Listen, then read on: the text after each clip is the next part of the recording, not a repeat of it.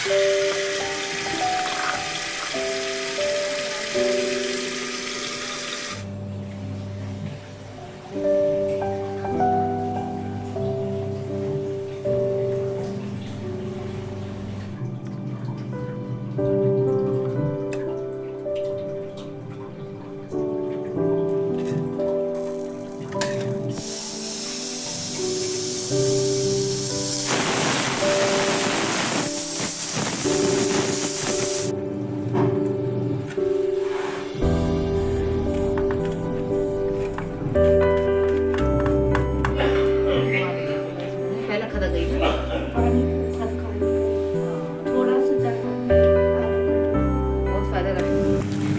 Everyone, good morning, Radhe Radhe, नमस्कार। कैसे हैं आप सब? आई होप सब अच्छे होंगे। वेलकम है मेरे चैनल पर आपका।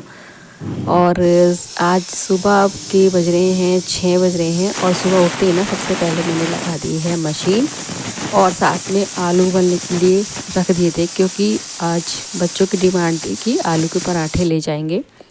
तो वैसे तो कह रात से ही रहे हैं, बट आज मैंने बोला कि सुबह मॉर्निंग में बना दूंगी, रात को तो कोई मतलब नहीं बनता, क्योंकि मैंने सब्ज़ी बना चुकी थी। और ये देखिए फ्रेंड्स, सुबह सुबह इतनी ठंड होती है ना, मैं आपको दिखाती हूँ। और आज ना बादल कुछ अजीब से ही थे, मैं आपको दिखा रही हूँ। देखो लाल बादल हो रहा है और सुबह के 6:05 हो चुके हैं तब मैं बाहर आई थी। और दिन है आज मंगलवार का, तारीख है 17 दिसंबर। तो देखिए फ्रेंड्स, 17 दिसंबर जब हो गई है तारीख, तो फिर सर्दी तो होनी है। अब तो खूब अच्छी खासी सर्दी होती है। तो ये देखिए, मैंने आपको बादल भी दिखा दिए।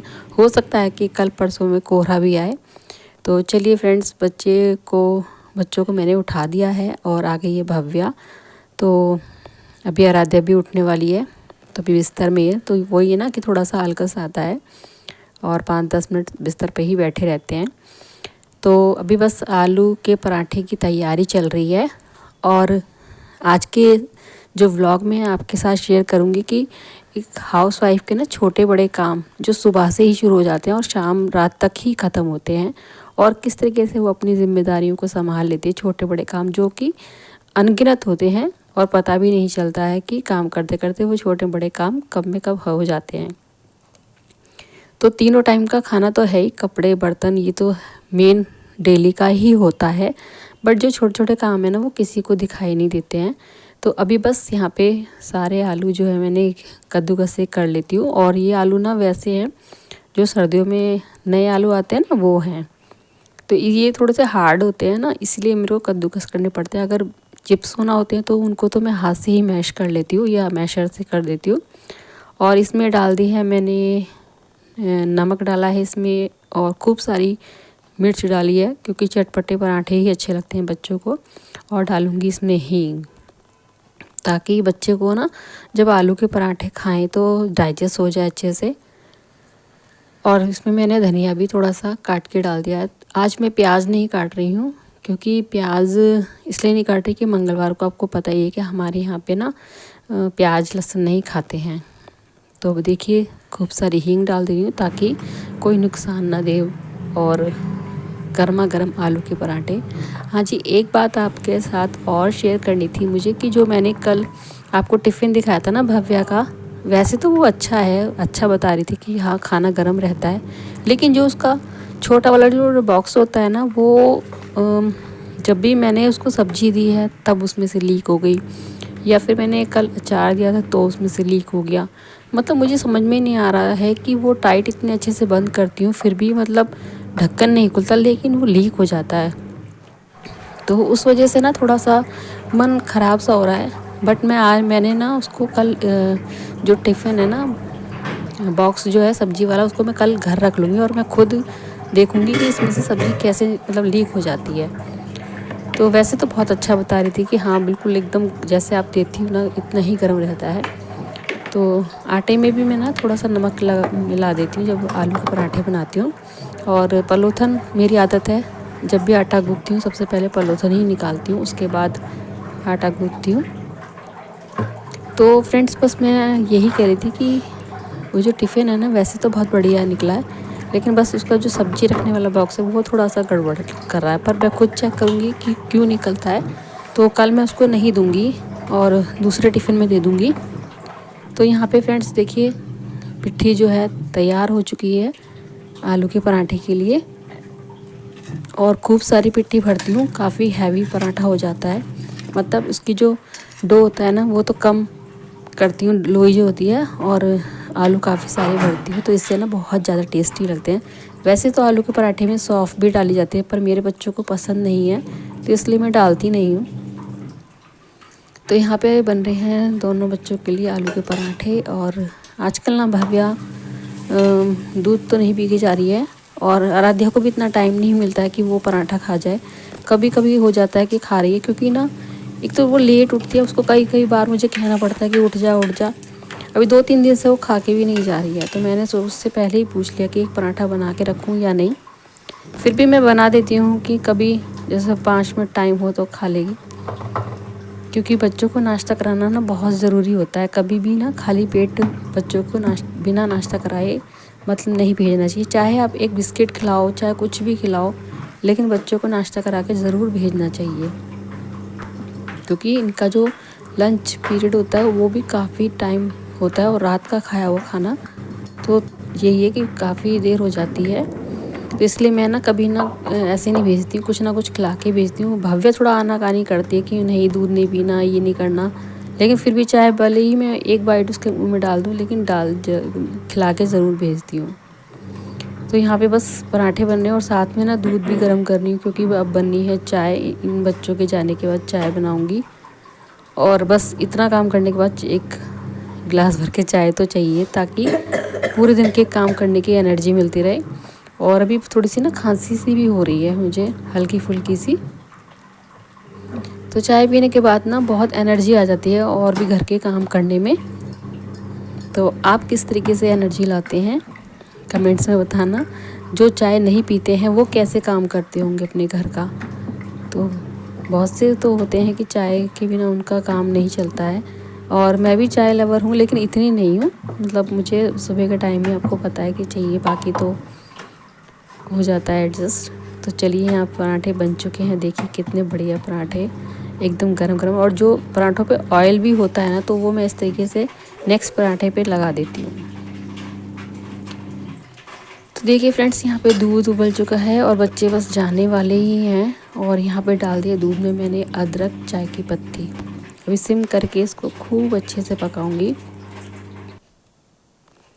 और यहाँ पे ना कपड़े भी धुल रहे थे, तो कपड़े भी मैं निकाल रही हूँ, क्योंकि काफ़ी कपड़े मैं सुखा चुकी हूँ और 2-3 बार के कपड़े हैं।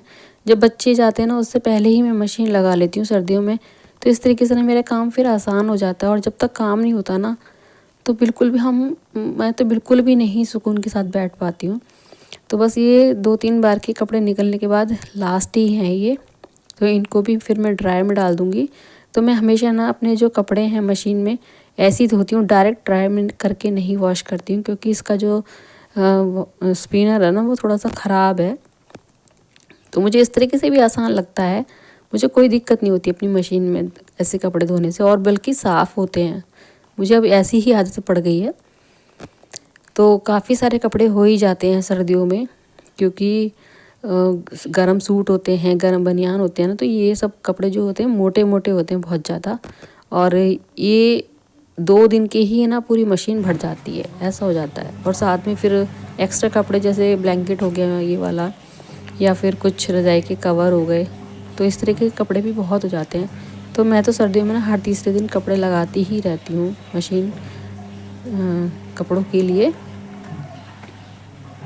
तो चलिए फ्रेंड्स कपड़े तो यहाँ पे धुल गए हैं, और जो कॉटन के कपड़े हैं वो भी मैं अब सुखा दूँगी। तो वूलन वाले तो जल्दी सूख जाते हैं धूप में, लेकिन जो कॉटन के होते हैं ना उनको बहुत ज़्यादा अच्छे से धूप चाहिए।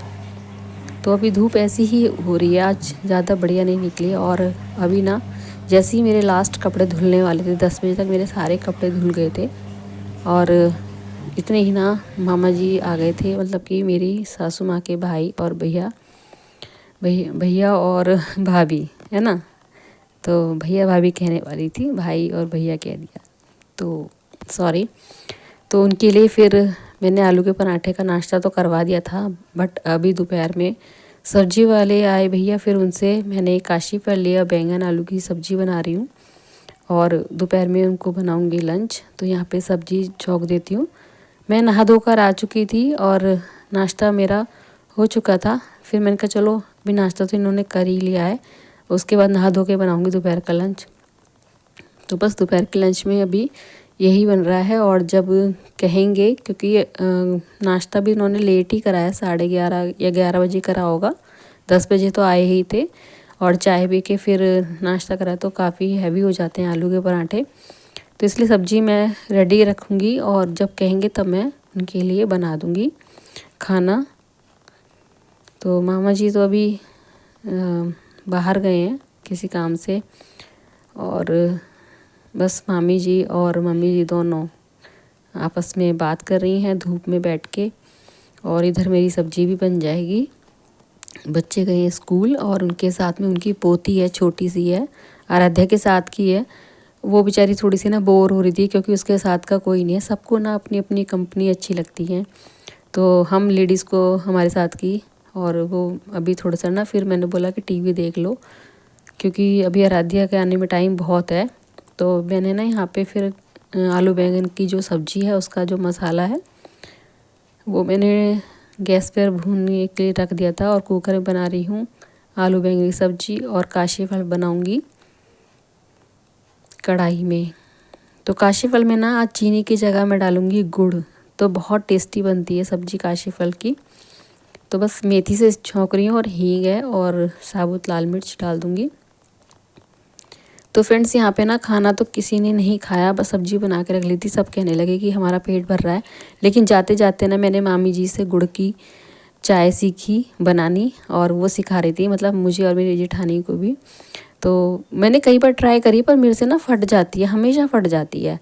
लेकिन मैंने कहा चलो आज देखती हूँ किस तरीके से। बट उन्होंने सिखा तो दी है, लेकिन जब तक हम खुद नहीं बनाएंगे ना, जब तक हमें कोई चीज़ का एक्सपीरियंस नहीं होता है।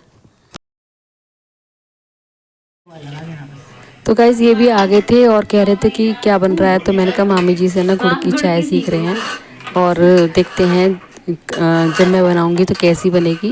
लेकिन अभी तो फ़िलहाल सीख रहे हैं। मेरे साथ ना ऐसा ही होता है कि जब मैं सीखती हूँ या तो यूट्यूब से या किसी से भी, जब तक मैं खुद बना के नहीं देखती हूँ ना, मुझे समझ में नहीं आता है। तो जब तक अपने हाथ से नहीं बनाऊंगी तब तक समझ में नहीं आएगा। कई बार बनाई है मैंने गुड़ की चाय, लेकिन फट जाती है।